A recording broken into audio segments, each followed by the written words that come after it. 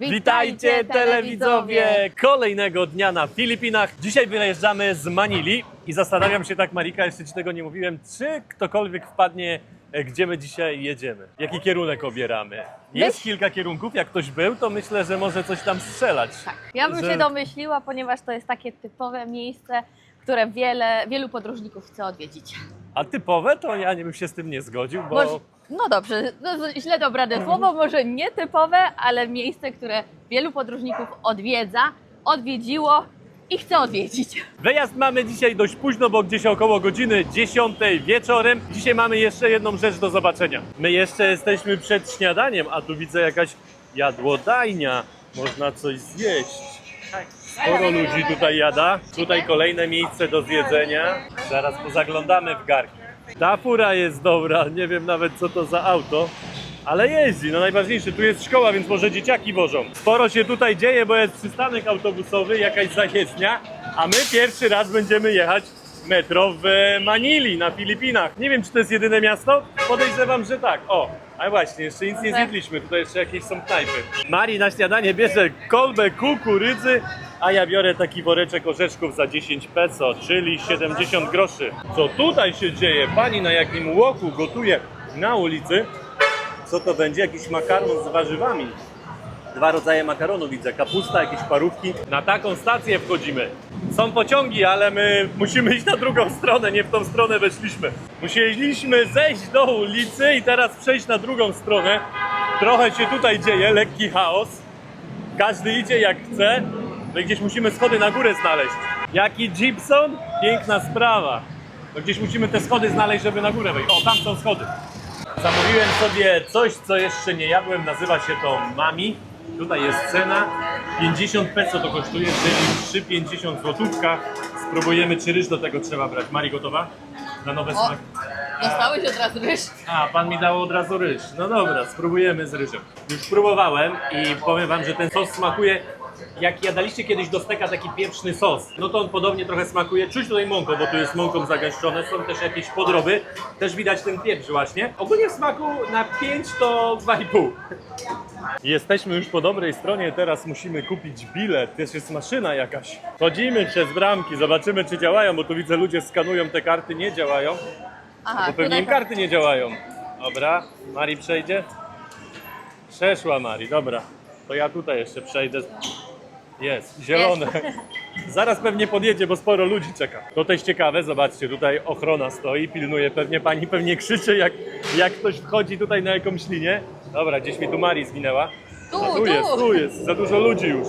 Na Filipinach też dyskryminują mężczyzn, mają wagony tylko dla kobiet. To jest jawna tak było? dyskryminacja. Gdzie jeszcze? W Emiratach było, tak, było też w Indiach, Ale tak. w Tajlandii nie wiem, czy też nie zrobili właśnie Możliwe. teraz. Nie podoba mi się to. A w Warszawie nie ma czegoś takiego już? Dość, że musimy pracować więcej, to jeszcze musimy jeździć ciaśniej. Bo trzeba się urodzić kobietą.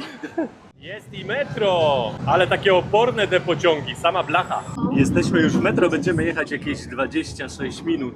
Ale jest ciasno, jak możecie zobaczyć. 20 parę minut i już jesteśmy. Z jednej strony widać, że bieda po tych budynkach, a tutaj konkretna inwestycja, jaka autostrada przez środek idzie. Tego się nie spodziewałem po wyjściu ze stacji. Patrzcie, kurczaki, kaczki, ale te jakie są świetne, kolorowe. Oni je pewnie malują zaraz po wykluciu. Tutaj też, o tutaj kolejne, ale numer. Podpytaliśmy o cenę, pan sprzedaje te kolorowe za 100, czyli 7 zł za 10. Jakaś grubsza sprawa, 3 karetki, 4 nawet jadą. Coś się stało chyba. Jeszcze na chwilę zajdziemy na lokalny market. O, tutaj biznesy cały czas się kręcą. Ale to market jedzeniowy, wyglądają to na jakieś skóry. Market taki zabudowany trochę, o. Tutaj, tam dalej coś jest. My szukamy czegoś innego. Tutaj, jakie patrzcie, są małe miseczki przygotowane. Wszystko jest poporcjowane. Przychodzicie i bierzecie sobie jakie ładne czosnki. Bardzo białe. Wszystko, nawet ziemniaki, patrzcie. No, dla jednej osoby, to dla dzieciaka raczej taka porcja. Owoce tak samo tam są poukładane w takie małe miseczki. Robimy takie zakupy, ciastka, jakieś kilka zeszytów, farbki, długopisy przydadzą nam się dzisiaj. Trafiliśmy jeszcze na ostatnie pożegnanie jakiejś osoby. Idą powoli przez tą drogę i nikt nie trąbi, wszyscy powoli z tyłu jadą, szacunek mają. Bierzemy jeszcze takie 2 opakowania piłek. Tutaj ktoś swoje ciuchy sprzedaje na ulicy. Zaraz zobaczymy. Tak, pani ma jakieś kosze tutaj. Tutaj jak sobie jadą, nie wiem ile tam jest, 7 osób. Tutaj tak samo, 2, 4, 6, 7, 8.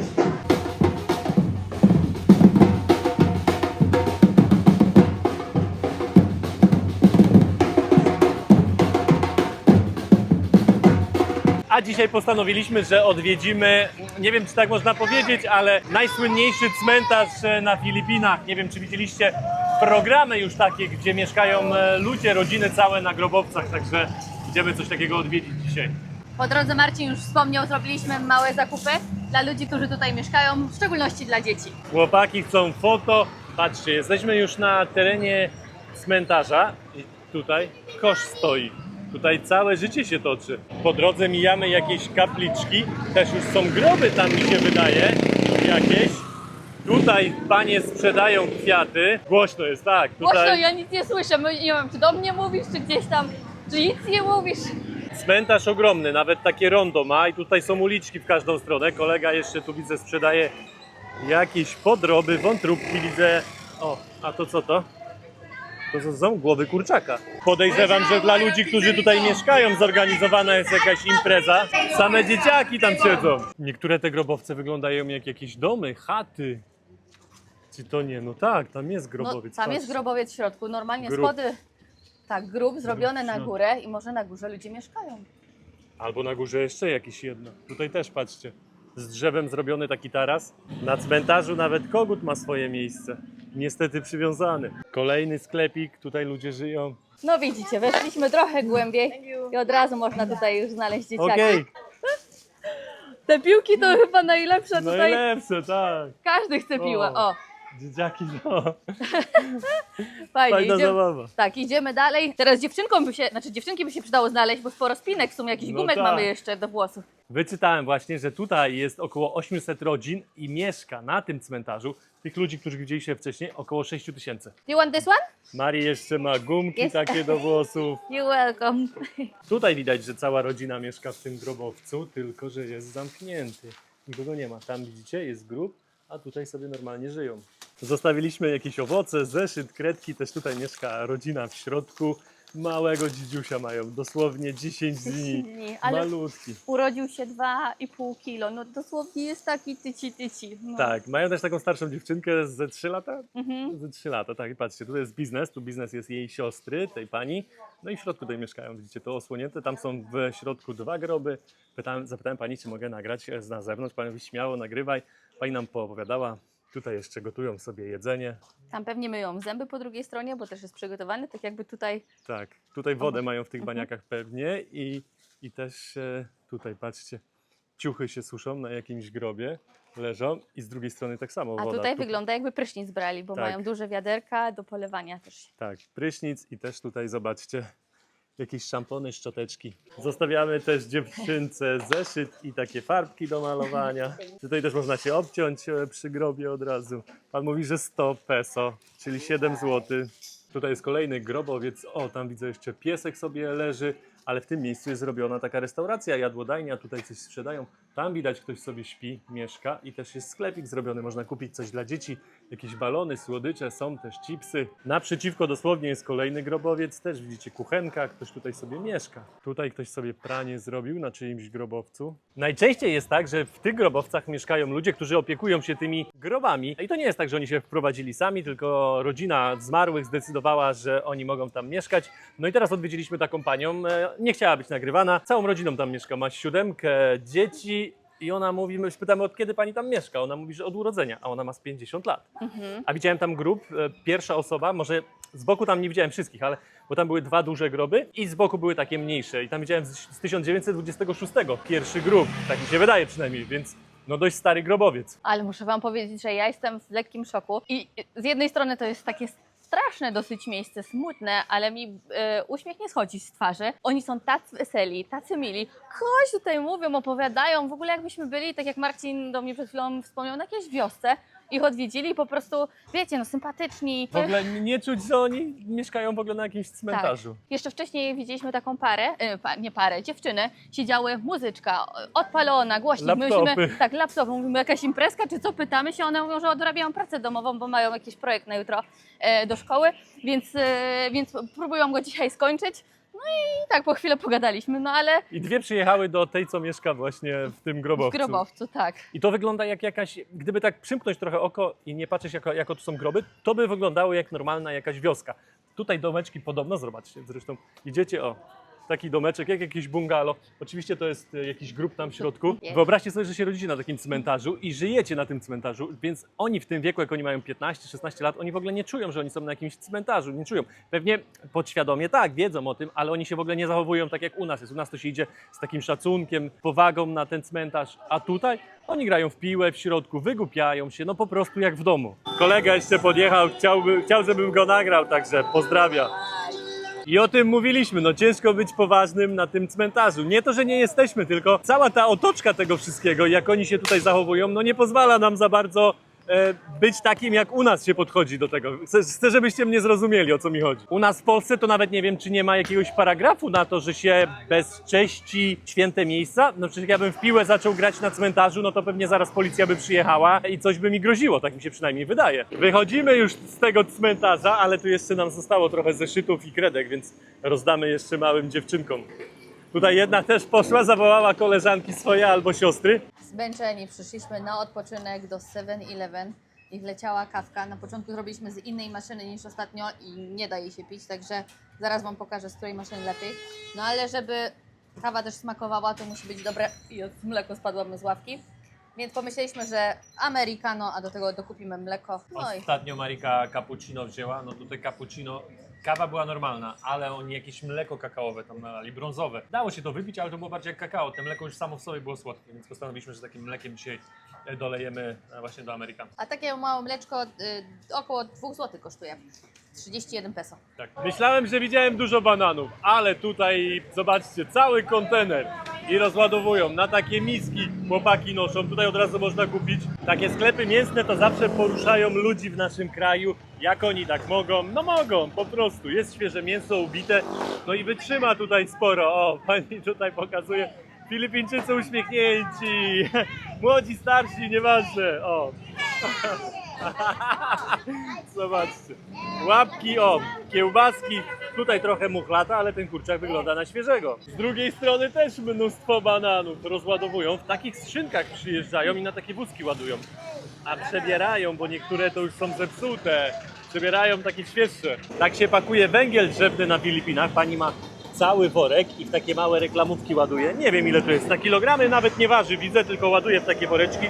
No i takim woreczkiem, no to już zrobicie obiad. Jeszcze trafiliśmy na sklep mięsny. Zobaczcie, jaki kawał wołowiny. O, konkretny kolega tutaj odcina. Jesteśmy już pod linią metra, tutaj u góry. Musimy przejść na drugą stronę ulicy.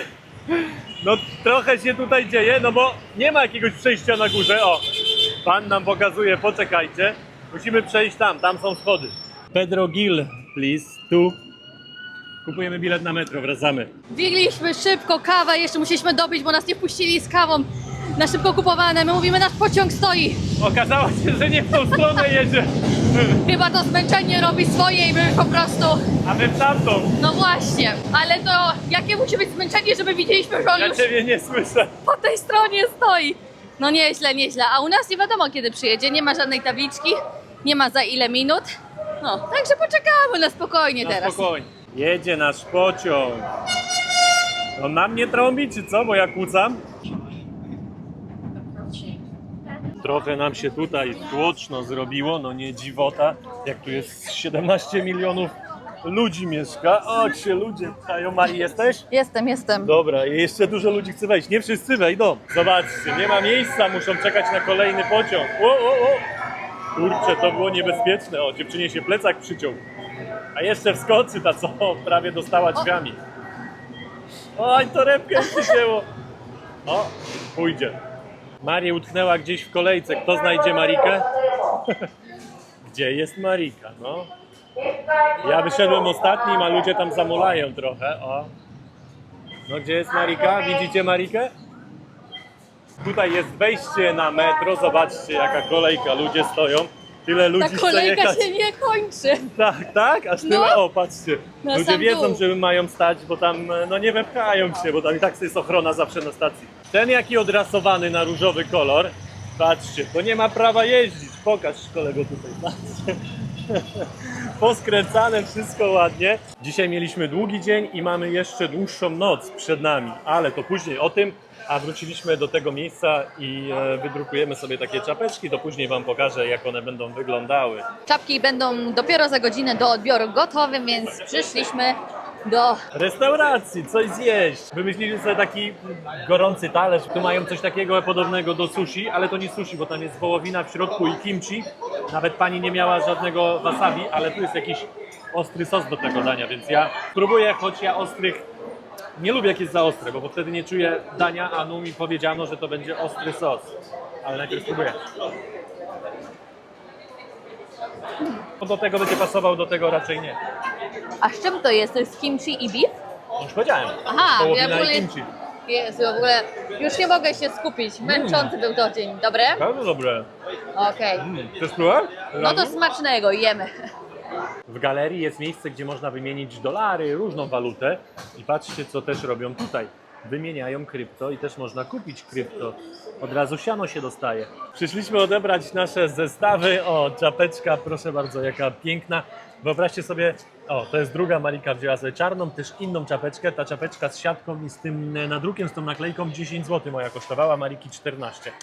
Tanioszka. Tanioszko, ale pięknie zrobione. Zabieramy i spadamy. Bierzemy jeszcze taksi, zatrzyma nam się? Zatrzyma nam się, o proszę, ten jeep, z tyłu wsiadamy. Mamy 1 kilometr jeszcze. Jak w Bangkoku. Pierdzi tak samo jak w Bangkoku, nic nie słychać. Para. Płacimy właśnie przez kogoś, nikt nie wie ile, w sensie, okej, wysiadamy. Przyjechaliśmy zabrać nasze plecaki, zamówiliśmy już taksę i jedziemy na przystanek autobusowy. Dojechaliśmy już na stację, mamy jeszcze godzinę, ale musimy wymienić bilety. Zmęczona, Mari? Ja nie przytomna dzisiaj. Od początku, od samego dnia, jeszcze chyba ten jetlag nas nie opuścił. Dzisiaj pospałam i tak do 9, ale o 4 rano się obudziłam i... Do której? Do 9? Nie ma droga, po 10. A, no to... Taka mała różnica. Dobra. Ale o 4 się obudziłam i dosłownie mogłabym wszystko robić. No a tak jest. później w ciągu dnia... No. Zostawiamy plecaki, przynajmniej ja, i ja idę jakieś zakupy zrobić. W okienku wymieniłem bilet elektroniczny na taki papierowy. Tutaj panie jeszcze się śmieją, pozdrawiają. Proszę bardzo. I tutaj jeszcze jedna. Mari, trzymaj bilety. Będę tak trzymała. Nie mamy jeszcze godzinę. A który numer jest napisane? Bo tutaj są 3 autobusy. W tamten wsiadają, więc pewnie odjeżdża o 9. Któryś nasz odjedzie o 10 w nocy. Mari została na stacji, a ja tam idę. Widzicie pokazuję już wam te paski tam? Ten sklep? Tak, to rozpoznajecie pewnie go już z Tajlandii. To jest 7-Eleven. Idę zrobić jakieś zakupy, takie woda, jakąś przekąskę. Biorę na wynos takie przekąski u pani, spring rolle. Patrzcie, takie no dość spore. Te są z warzywami za 10 filipińskich peso, czyli 70 groszy, a te są za 5 z mięsem wieprzowym. Przyszedłem jeszcze tutaj, bo widzę, że się na ulicy chłopaki obcinają. Takie obcięcie 7 zł kosztuje jeszcze z podgoleniem, patrzcie. Zaraz wam pokażę, tutaj nie, że on tak przypadkowo. Ma taki sprzęcik, ma też takie maszynki naładowane na baterię. O, tutaj się chłopaki podgalają, wszyscy jedno. No i robi robotę na ulicy. Biznesik. Daję już swój plecak tutaj na dół, pod pokład, żeby mi kolega go tam załadował. Resztę zabieramy ze sobą. Marika zjadła tosta, jej kupiłem. Jak? Podobny do tajskiego? Zdecydowanie nie, całkowicie inny w smaku. Taki słodki, jakbym jadła trochę gofra. Ser też taki mało serowy. Tak, ale bardzo dziękuję. Szczere chęci się liczą. Wracamy do autobusu, a jedziemy do miejscowości, no właśnie tej, tak się nazywa. Już czuję, że jest zimno. Będziemy jechać około 9 godzin. A zobacz, jakie tutaj krzesełka jeszcze, tu jakby ktoś się dosiadał. A, jak ktoś się będzie dosiadał, to pewnie... Aha, na środku są. No właśnie, dziś mamy 25. Mari teraz zajada danie, które jej kupiłem z 7-Eleven. W włoską kuchnię poszedłem. Jak? W smaku dobre, tylko ten ser się tutaj nie rozpuścił, więc jest takie trochę już jakby... Za krótko trzymam. Tak, za krótko trzymał, ale gdyby była rozpuszczona bardziej, no to w A smaku... co to jest? Mm, Lasagna. lasagna. A to mój faworyt, Mari. carbonara z boczkiem. No z porkiem, ale z boczkiem to ze świnią, ale nie wiem, czy to są kawałki, zobacz. Mielone. Boczku? No, mielony boczek, Mielony powiedzmy. boczek. Żeby się lepiej jadło. Pachnie?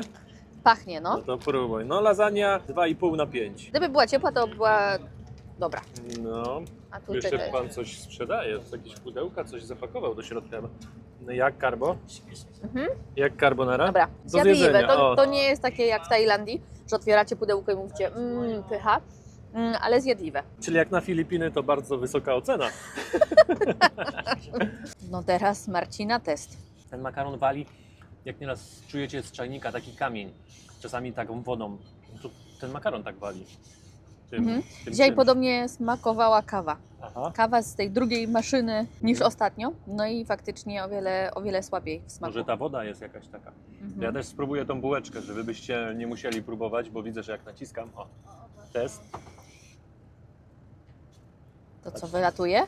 Dobrze, masełko! Aha. Niam, niam. Tu masła nie stało. Ale w smaku? W smaku całkiem. Czy spróbuję te... Tu też jakbym nacisnął, to by wypłynął olej palmowy i to niezła ilość. Ale w smaku na pewno dobre. Wegetariańskie z kiełkami. Zrozumiałam z kiełbaskami. Dobre. Jeszcze jakby był już sos ten ostro-słodki. A nie ma żadnego sosu tego? Nie no, tak średnio z tym sosem tutaj nie dają nic. Na zdrowie, żeby było. Mhm. No. Widać, że A smakuje. ja mam jeszcze inną, pa. Tak? Ja mam taką z wieprzowiną. A, to wyglądało jak papryczki nadziewane. Nie, to jakie mam łapy tłuste. Taki wrócę. O, sam. W Polsce na tym, pójdziemy na dietę. To mi kierownik teraz zaimponował. Tylko 3 minuty spóźnienia. A nawet nie, bo u niego jest 10. Widzicie na zegarku? Przybliżę wam. Tutaj. No to nie mamy żadnego spóźnienia w takim razie. 7,5 godziny jedziemy. Patrzcie, i teraz tutaj za kibelek trzeba zapłacić 5 peso, to jest 35 groszy. Na postoju bieda, bo mają tylko owsiankę do zjedzenia. Patrzcie, leją tam. Ja to nie przepadam, więc nawet czegoś takiego nie biorę. Na śniadanie kupiłem sobie takie skórki chicharron. Zobaczcie, ładnie wyglądają. A pan mówi, chce spróbować tej owsianki? Ja mówię, no to daj trochę i dał mi taką małą miseczkę. W takim razie nie mam wyjścia, muszę spróbować tą owsiankę. To jest bez niczego, można sobie coś tam dolać jeszcze. Ale słona, masakra. Tylko się jeść nie da. Mi z obiadu zostały jeszcze te rolo, czyli te sushi takie filipińskie. I tutaj jest kimchi i wołowina w środku.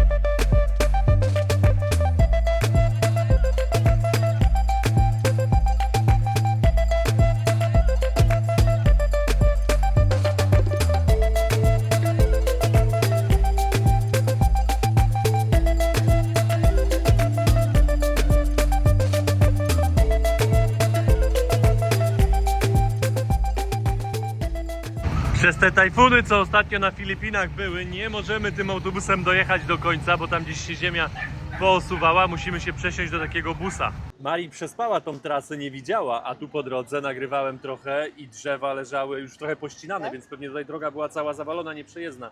Słupy leżały. A, no to jak ty spałeś za to, no to był jakiś wypadek. I staliśmy 2 godziny w korku, dlatego też mieliśmy tutaj... Dlatego jeszcze nie dojechaliśmy. No. I trochę też było takich drzew, ale one wszystkie były usunięte, więc nie drzewa były problemem, tylko po prostu jakiś tam wypadek. No, a tutaj jak widać im dalej, tym gorzej, bo ten huragan właśnie tak przeszedł chyba tutaj wyżej. Tak. A jeszcze mamy tutaj z 10 minut, nam kierowca powiedział, więc ja idę tutaj się przejdę, zobaczę co sprzedają. Tam widzę, że po drugiej stronie ulicy pan sprzedaje jakieś bułeczki ciepłe. To jest popularne na Filipinach, że wypiekają na miejscu. Widzicie, taki piec ma, ale zaraz zobaczę z czym on je tutaj ma, bo wyglądają na takie suchary. Taka bułeczka 35 groszy, 5 peso z serem w środku, jeszcze ciepła. Kolega ma tutaj piekarnik, a na razie nic nie ma, tylko gorąco. Idę, zaniosę Maricę, może Marice posmakują, to kupię więcej. Z serem ponoć. Smakuj, ciepła jeszcze. Jak chrupie. Jest ser? Nie widać jeszcze. Ale dobra w smaku? Czy taka? Jedną wziąłem na próbę. Słodka. Gdybyś mi nie powiedział, że jest serem, to bym nie wiedziała. Czy to jest ten biały ser? Nie wiem, nie mam pojęcia. Bo myślałam, że na Filipinach to ten żółty, słodki ser będzie w środku. Sera w ogóle nie czuć. Taka To trochę musisz dalej ugryźć. drożdżówka. Ruszamy, kolega nam powiedział, że będziemy jakieś 30 minut jechać. Tu widać konkretny korzeń, tu widać też się trochę ziemia osunęła, ale to nie wiadomo czy to z teraz, czy to jakieś stare kamienie jeszcze, no zobaczcie, z teraz mi się wydaje. Świeża ziemia tutaj leży. O, stąd się osunęło. Tutaj kamienie pospadały na drogę, kurczę, konkretne. Tutaj też się ziemia osunęła. Bierzemy jeepa! Tutaj widać jacyś pracownicy. O, jakaś koparka na drodze. No i mamy korek. Ponoć gdzieś tutaj będzie zawalona droga. A o, widzę chyba po tamtej stronie będzie widać. A błoto jest na całej drodze. O kurde, dlatego te autobusy nie mogą jechać. A tutaj jakiś sprzęt od razu wiozą. Co tutaj do remontu? Jakieś dachy? Może komuś coś się pozawalało przez te huragany. Tutaj tak samo. Tu dobrze widać, ile się tej ziemi zawaliło, no i pojedynczo jeżdżą samochody. No autobus by tutaj nie dał rady przejechać.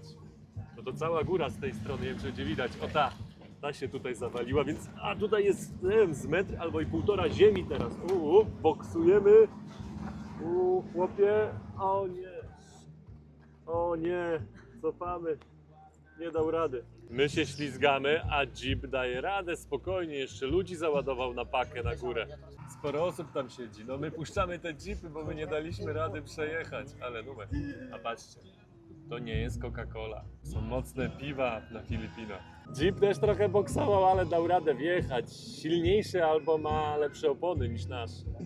O, teraz ten tuk-tukiem. Da radę? No. Jest, tuk-tuk też dał radę, motor i teraz my będziemy jeszcze raz próbować. Próbujemy jeszcze raz. Jeszcze kawałek,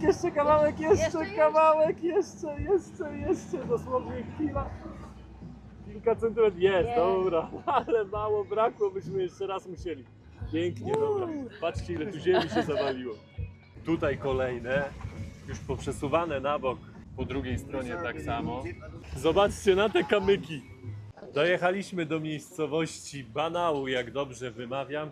Miało nam to zająć 9 godzin, a zajęło 11 i 15 minut. Jesteśmy w jakiejś restauracji. Tutaj z tym panem, co przyjechaliśmy, mówi, że nam zaraz coś tutaj wytłumaczy.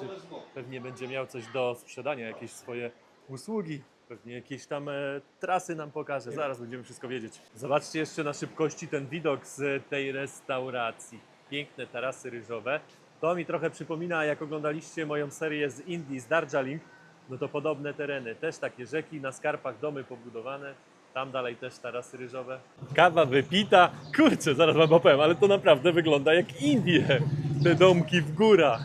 Bardzo podobne, bardzo. No w Indiach tam nie byłam, w tym Darjeelingu, ale wczoraj Manila też mi przypominała Indię. Tak, te tereny trochę indyjskie. A my idziemy do naszego hotelu, mamy 6 minut z buta. Tutaj widać jest centrum, takie centrum, wiecie, tutaj całe skrzyżowanie, takie główne się rozgrywa, a my idziemy do góry. O kurde, po tych schodach? Ten jak tutaj zaparkował.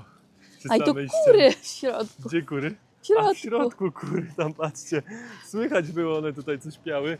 O, takie mostki też jak w Indiach u góry nad drogą. Tutaj można jakieś trekkingi sobie załatwić, przystanek autobusowy. Też te jeepy tutaj zaparkowane. Pięknie one wyglądają. Pani się uśmiecha, 2 stoją. Policja tutaj stoi, pani policjantka. Kolega zaparkował na drodze, na której nie może parkować. Pytam się policjantki, ile za takie wykroczenie. Pani mówi, że 1000 peso. Przecież to jest 70 zł, to sporo jak na te filipińskie warunki za takie parkowanie. A tutaj zaraz następny wyłapie mandacik.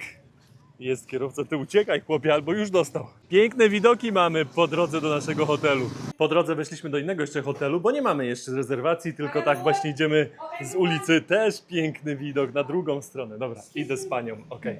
Pokój z bardzo ładnym widokiem za 1000 peso, czyli 70 zł. Niestety internetu nie ma tutaj w tej wiosce, przez to, że dziś są te linie pozarywane. Widzieliśmy to zresztą po drodze. No i raczej z tej pracy to może być ciężko dzisiaj. Trzeba będzie przymusowy urlop wziąć. A dosłownie 50 metrów dalej jest już hotel, który sobie wybraliśmy. Tak się nazywa, ale idziemy też. Najpierw sprawdzimy te pokoje, jak one wyglądają. No na internet to nie mamy co liczyć. Mari jeszcze poszła sama do trzeciego i dobra, zdecydowaliśmy się. Najtańszy i najlepszy.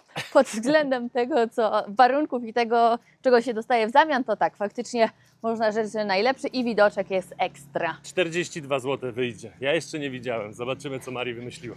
Mari mówi, że to tutaj, z zewnątrz to najgorzej wygląda. Zapraszam, Tak się zapraszam. nazywa ten nasz nowy. No idziemy, cena słuszna. Jesteśmy teraz na tarasie i Mari miała rację, taki domowy klimacik, tutaj ludzie mieszkają. Tak wygląda tutaj ta przestrzeń restauracyjna. O, tu się przyjrzę, bo ja lubię takie rzeczy, banknoty. Sprawdzę, czy też są polskie, a taki mamy widok z tego tarasu. My będziemy mieli pokój o jedno piętro niżej. I co? I nasi tu byli, 20 zł. A teraz idziemy zobaczyć nasz pokój. Raczej ja, bo Marika już widziała. Na końcu. Pani jeszcze sprząta? Tak. Tak, pani miała nam pościel założyć, tylko o, 2 łóżka, spory pokój, no i tam jest łazienka. Ogarnęliśmy się w pokoju i wychodzimy teraz w Miacho, idziemy pozwiedzać tą wioskę, ale pogoda dzisiaj nie dopisuje. Deszcz pada, Mari się widzę chowa, ja też na krótko się ubrałem, ale pewnie jakaś bluza zaraz albo płaszcz. Pójdziemy... No, chciałam powiedzieć tylko, że chwilę wcześniej lataliśmy dronem i świeciło słońce. Także tutaj pogoda zmienna. Tak, ale to idziemy, coś zjemy, może przejdzie, to bo chcieliśmy tutaj pozwiedzać trochę tą okolicę dookoła, ale jak będzie taka pogoda, no to raczej zostaniemy na jakimś piwie. I tak to się skończyło, mamy płaszcze założone, bo zanim my dojdziemy do centrum, to będziemy moksi, a kawałek mamy od centrum. Zeszliśmy z tych schodów, bo tutaj górki są, więc trzeba chodzić po takich schodach i od razu naprzeciwko jest jakieś jedzenie, ale tu ciężko się dopchać. Marii, masz coś? No tak właśnie chciałam zapytać pani, czy tam dalej to są warzywa, czy jest jakimś mięsem, bo to nie wiem, albo ryba, bo czasami wygląda to, że warzywa ładnie, a później ryba. A takie połączenie nie do końca mi smakuje, więc teraz dopytam. Szkoda, że nie mamy kuchni, to byśmy zaraz coś ugotowali. Patrzcie, mrożone kurczaki tutaj przyjeżdżają. Aha, no to wszystko jasne. To też niektóre rzeczy nie świeżo zabijane. Trafiliśmy jeszcze na taki market, na takiej głównej ulicy w mieście i patrzcie. Tutaj są używane rzeczy wszystkie i te skarpety też sprzedają używane. Nie wiem, czy w Polsce w lumpeksach skarpetki też sprzedają? Raczej chyba nie. Około 30 groszy wychodzi za taką używaną parę. Gdyby ktoś się tutaj wybierał i zapełniał ciepłych rzeczy, wieczorami bywa tak no 16, 17, czasami 20 stopni, no to tutaj można się obkupić. Ciucholand, wszystko znajdziecie. Albo tak jak Marcin dzisiaj zapomniał kurtki, którą kupiliśmy dopiero co w Manili. A, nie wspomniałem, no tak, właśnie. Tak. Nawet jej nie nosiłem jeszcze i zostawiłem w autobusie. Nówka. Gabcia. Wóz strażacki zaparkowany w tym miejscu, pewnie byli coś pomagać z tymi drogami chłopaki. Zaraz zobaczymy, jak on z przodu wygląda. Hino, tak się nazywa, taka marka. Czy to jakaś chińska marka? Już mieliśmy płaszcze ściągać, bo słońce tak świeciło ładnie, ale niestety znowu tak się mocno rozpadało, szaruwa aż się zrobiła, a my szukamy teraz restauracji, żeby coś zjeść. Głodna? Już tak. A może jakąś rybkę, Marii? O, gdybyśmy mieli kuchnię, to myślę, że coś by było Właśnie. grane. A we wsi nie ma też prądu. Jak byliśmy jeszcze w pokoju, to wyłączyli prąd. Pewnie robią coś na trasie i pytaliśmy panią teraz, kiedy wróci prąd. Pani mówi, że może dzisiaj.